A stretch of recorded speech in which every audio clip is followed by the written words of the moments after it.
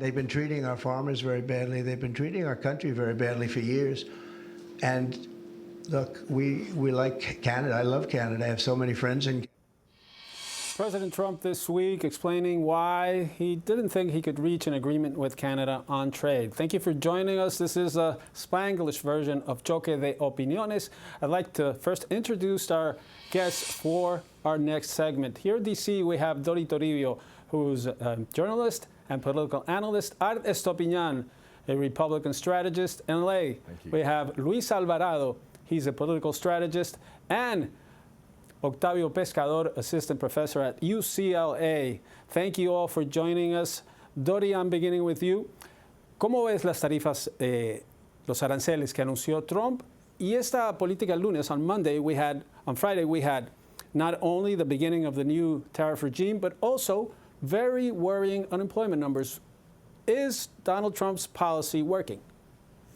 The truth is that we don't know yet, because the biggest escalation has just started now. President Donald Trump has escalated his global trade war. He's changing the international trade system. He's transforming global trade, and he's reshaping the global economy. And everything we knew for now, with this new executive order imposing new tariffs on almost 70 countries around the world, plus the European Union, with tariffs from 15% to 50%. This is something he always wanted to do. He tried to do that during his first term. He promised to do this during the election campaign, and now he's finally doing it. That's why this is a big victory for the White House, and that's why President Donald Trump is talking about a big victory. Mostly because a lot of these trade deals are better for the United States than for his trade partners, like the deal with the European Union. But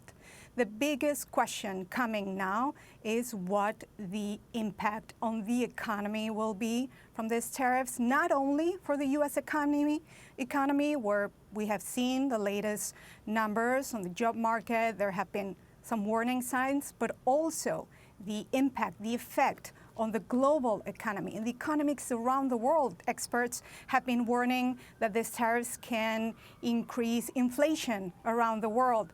They can slow down the growth of the economy around the world. So there's still a lot of uncertainty and still a lot of things we have to see from now on, because the biggest change has started now in the month of August. Luis, you run political campaigns. You get people elected. What does your season look like? What does your work look like with the tariffs, with the recent unemployment numbers? We saw that the last job production was anemic. How is this making your life and your job? My phone's ringing. I have meetings, I have proposals out, and especially we're all taking a look at what's going to happen with the redistricting. Because of that, redistricting war starts where Ohio and Texas actually force their legislations to go and change the lines. Then there's not going to be no more safe seats, because in the fact when you try to squeeze out Republican seats for Congress, you're disenfranchising voters in general. And what you're going to do is you're going to have independents, which are the ones who eventually give you a seat or not, actually have more of a voice. So now, even if you were a Republican who are in a safe district, those lines may not make your district any more safer, and you're going to have to be forced to actually run a campaign. And a lot of my friends who are strategists are telling me the same thing. Everybody's pins and needles trying to figure out what kind of election cycle we're going to have next year. Not to mention the municipal races, the state legislations. Everybody's going to be in limbo. So the White House has thrown a cold vaso de agua fría to all the Republican elected officials, and their own consultants don't have an idea of how they're going to be able to manage all these races. A splash of cold water from ese vaso. Art, one of the pillars of Trump's victory in 2024 was support from Latinos. But now you see a lot of Venezuelans, a lot of Cubans that are upset because their relatives are getting deported. Unemployment the figures are not promising. The economy seems to be in a very unpredictable stage. Will that be enough to keep the Hispanic support in the United States when a lot of people felt that President Trump didn't keep his promises? No, I think, Juan Carlos, that one word for the liberal press and my friends is tranquilo.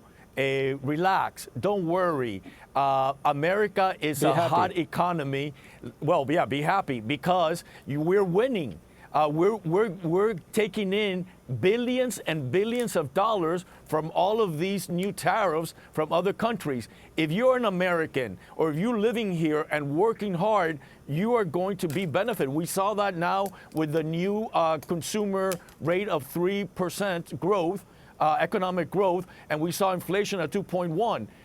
The fact of the matter is that President Trump's and the Republicans' plan are working, and pretty soon the American people, the American workers, are going to be able to take advantage of that economic growth.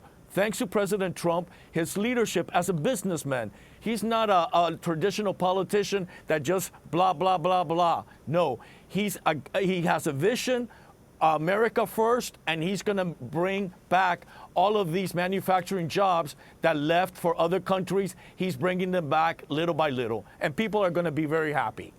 Well, they are leaving because this year, the first 6 months of the year, at least 744,000 Americans lost their jobs. Well, because of the summer season. Well, those are the numbers.